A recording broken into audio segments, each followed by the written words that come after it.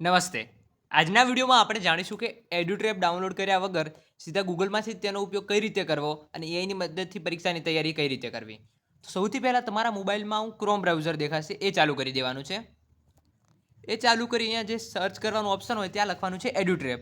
એડ્યુટ્રેપનો spelling છે EDUTORAPP. હવે તમે સર્ચ કરશો હું તમને પહેલી એક વેબસાઇટ દેખાશે edutrap.com કરીને, એના ઉપર જતું રહેવાનું છે. અહીંયા તમે ગેટ સ્ટાર્ટેડ નામનું બટન જોઈ શકો છો. હવે એના ઉપર જવાનું છે. એડ્યુટ્રેપનો ઉપયોગ કરવા માટે ફક્ત તમારે એક વખત લોગિન કરવાનું રહેશે. તો ચાલો આપણે આપણા નંબરથી લોગિન કરી દઈએ. સૌથી પહેલાં તમારે તમારી ભાષા સિલેક્ટ કરી દેવાની છે. હું ગુજરાતી કરું છું. પછી નેક્સ્ટ ઉપર ક્લિક કરવાનું. હવે અહીંયા તમારે તમારો મોબાઈલ નંબર લખવાનો છે. હું મારો મોબાઈલ નંબર લખું છું અને નેક્સ્ટ ઉપર ક્લિક કરીશ. હવે તમે જે મોબાઈલ નંબર લખ્યો છે એના ઉપર એક ઓટીપી આવશે.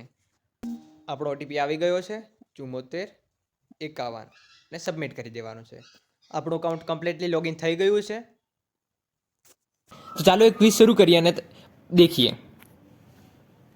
ક્વિઝ ચાલુ કરી દઉં છું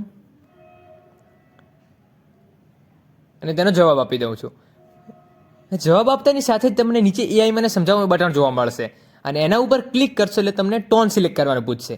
એ તમને પૂછે છે કે તમારે ઉદાહરણ દ્વારા સમજવું છે, વાર્તા દ્વારા સમજવું છે, નટખટ એટલે કે મસ્તી સ્વરૂપે સમજવું છે, જેઠાલાલની સ્ટાઇલમાં સમજવું છે, રોલ પ્લે દ્વારા સમજવું છે કે સામાન્ય રીતે.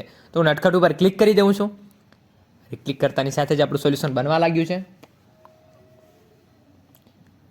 અરે વાહ, તમે જોઈ શકો છો કે એકદમ સરસ આખા ટોપિકને મસ્ત રીતે સમજાવતું એકદમ સરળ અને સરસ સમજૂતી બનીને આવી ગઈ છે. તમે આ સોલ્યુશન વાંચશો તો તમને પ્રશ્ન તો ખબર પડી જશે, પણ એની સાથે સાથે આખો ટોપિક પણ સમજાઈ જશે.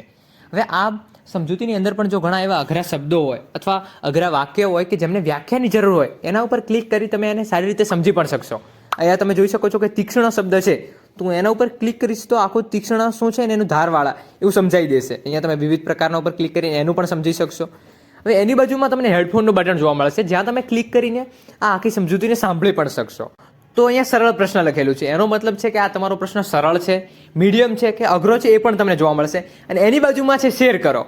શેર કરો ઉપર ક્લિક કરશો એટલે આ સરસ મજાનો પ્રશ્ન, એની એઆઈવાળી સમજૂતી અલગ અલગ ડિઝાઇન સ્વરૂપે તમે ડાઉનલોડ કરી શકશો. અને જો તમને સારી લાગી હોય તો તમારા વિદ્યાર્થીઓને, તમારા મિત્રોને અને ગ્રુપમાં પણ શેર કરી શકશો છો. એને તમારે ડાઉનલોડ કરીને સાચવી પણ શકશો.